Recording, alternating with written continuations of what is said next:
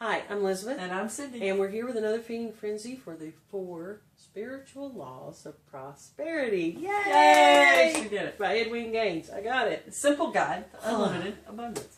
We're still on chapter 2. We're still talking about tithing. We are, but it's we just such have a good so subject. much to talk about with tithing. Yeah. We just can't seem to stop. Yeah. So we're just going to let Spirit lead. And you know going. what? I would love to hear stories Yes. from you guys. I'd love to hear your tithing What stories. your tithing stories are, or what your block is, if you have a block to it. I would love to get into a good discussion about it, to hear what your successes are, or your questions, or whatever. I'd love to hear that. Yeah. Okay, I really want to know more about this and how this works. And since then, in my studies, it's been more of a, tithing is an exchange of energy. It literally is an exchange of energy. Yes, we have deemed money as the thing that we use to put the value on the energy that's been expended. And say, this is what you owe me. That's just a way of saying, this energy we're going to relate to this amount of money. You know what I'm saying? Right. So for me, it's just an exchange of energy. And as long as I'm putting out energy, I'm going to get it back. Right. And sometimes it doesn't take the form of money. Like I said, that 2 weeks, it took the form of furniture that I needed and groceries that I needed and rides when a car broke down. I mean, you name it, it happened in that 2 weeks. But it never failed. Every time there was an answer, and it was literally on the heels of the problem. Right. I didn't have to search for it. So it became clear to me that as long as I am putting energy out there, it's coming back. And as soon as I stop putting the energy out there, then it stops coming back. I mean, it became clear. Now, we just call that tithing. So why do you think tithing works the way it does? What changes, or why does that law work? You know what I'm saying? What makes it work? I have done a lot of study on this, and what I have come to understand, from my own opinion, is that everything is energy. Everything. And our exchanges with each other on this planet are exchanges of energy. Regardless if we're talking about money or anything else, it's an exchange of energy. I believe tithing works because it keeps us in the cycle of giving. But more than that, I believe that it works because every time I give 10% off the top of what I bring in to the person or place or whatever that is feeding me spiritually, I believe I'm acknowledging God in that situation. I believe I am recognizing the movement of the universe in the moment that I acknowledge it, saying from the top, this is God working. And that keeps me in alignment with God. And as long as I'm in alignment with God, I'm working with God. Just like Edwin said in her book and has several times in person, when you get a gift, you say thank you for it. No matter who gives you the gift, you say thank you. Well, there is no way to say thank you to the universe except for to put forth the same amount of energy. So in looking at this and tithing, I see it as an exchange of energy with God. And the only way I can exchange energy with God is through the act of acknowledging I see God in this. Wow. Okay. And God has fed me in this. I also think, from my experience, there's more to it than just that. I mean, I agree with all of that. But I think it changes me. Oh, because absolutely. it helps me to realize that no matter how small my income looks, that if I can take 10% off the top and live on the 90%, then I have more than enough. And it really doesn't matter if that's $10 or $1,000 or $1 million. 10% of that gets bigger too, but no matter how much of that I tithe, then it puts in my mind that there's more than enough, and it takes me out of the mentality of lack Yes. to an abundance mentality. Yes.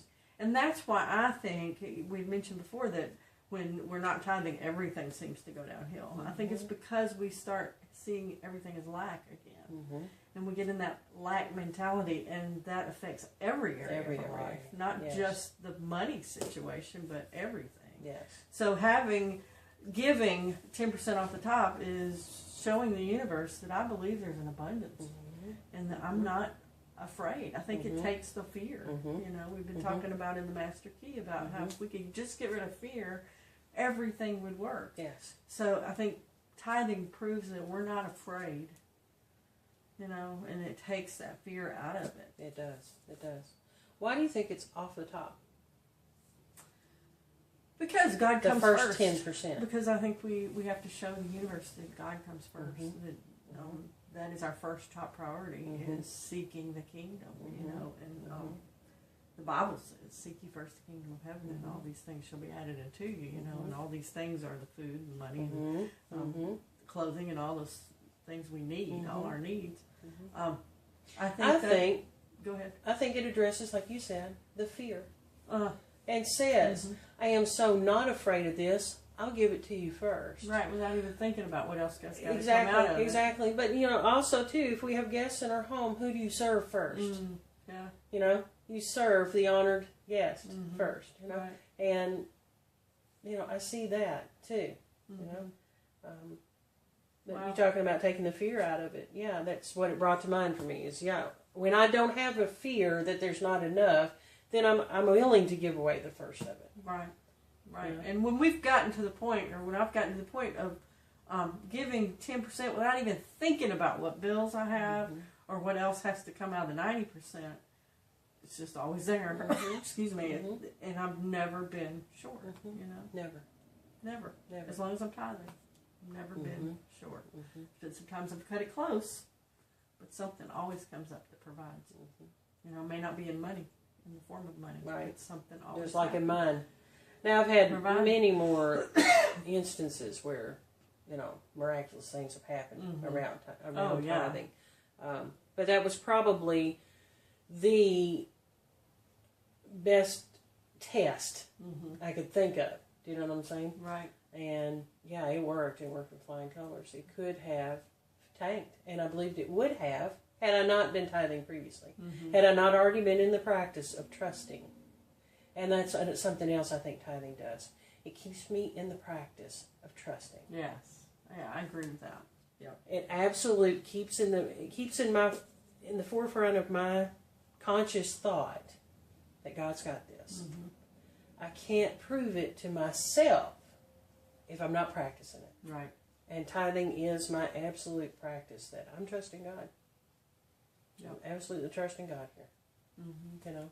And it's not until I don't tithe that I start seeing problems. Yeah, I agree. So she has a lot of questions in the book that we'll get to in the next session. But I find them very interesting questions because there's a lot of things I didn't even think about when it comes to tithing. Right. You know? And as we've been to Edween's over the years, people have brought up more questions, and I think, wow, I never thought of that, you know, and it helps me to realize that there's really a lot more to tithing than meets the eye. Yeah. And it really does a lot more to us and to those around us than meets the eye. Such as, what do you do if somebody doesn't accept it, you know? And also learning to receive as much as give it. I mean, it's easier for me to give than it is to receive. But receiving it is half of the tithing. It really is. I know. It really is. And I never looked at it from that perspective. You know, we're taught, or I was, that I must be a cheerful giver, and it's better to give than receive, and all this stuff. And I learned how to be a giver. I could do that really good, especially in certain areas. But a receiver was really hard for me, and I've found that it's hard for a lot of people. And you would think, or at least I thought logically, receiving is the easy part. But it's really not. No, it's the hardest part. It really is. Yeah. So, do you think you're a good receiver? I think I'm becoming a better receiver. I still have work in that area. Yeah. I still have work to do. Yeah. But I think when I become more open to the receiving of it, the more comes. Right. And the more 10% we'll have to send out there. Yeah. And I look forward to more coming because then I can turn around and send out more. I love, and I never thought I would say this, but I love to give a tithe. Oh, I absolutely I was just going to ask love to give about a tithe. the rewards we get when we give tithes. Because it literally, I can see in that moment, it not only changes me, but it's changing the person that I'm giving it to. And you can see it when you do it in person. I've been surprised at a couple things. One is that most people are not good receivers and have trouble receiving it. Yeah. Especially if they don't feel like they really did anything, And sometimes people feed us without them being aware that they're feeding us. Excuse me. And the other thing is that it's to me, when we tithe to someone, it just, something opens up. And they look at me differently, and I look at them differently. And it's almost as if there's a washing or a cleaning of anything that was in between us. Even if I didn't know something was in there. But it's just an openness. Yeah. And almost like a bond that we now share. And so I find it really fun to do the tithing. Because, especially if they don't expect it, And I've found a lot more of that excitement now rather than when I was just tithing at a church, Not that there's anything wrong with that, but it wasn't as personal for me to do it at church. If I had a... Or somewhere that's expecting it. Anybody that's expecting it just is not as rewarding to me, because it's almost as if they're feeding just to get the money or something, Yeah. If I had a place where I was going regularly to get fed, of course, I would still tithe because that's where I'm getting fed. But I'm now leaning more towards finding the individual, or the book, or the music, or the the individual behind that piece of work that fed me, and finding that person to give it to, rather than the whole. So what I'm saying is, if I was attending a church regularly, or found someplace in order that I was getting fed, and attended there regularly, I think I probably, rather than putting it in a basket, because I enjoy the act of tithing so much, I think I would actually need to put it in their hand.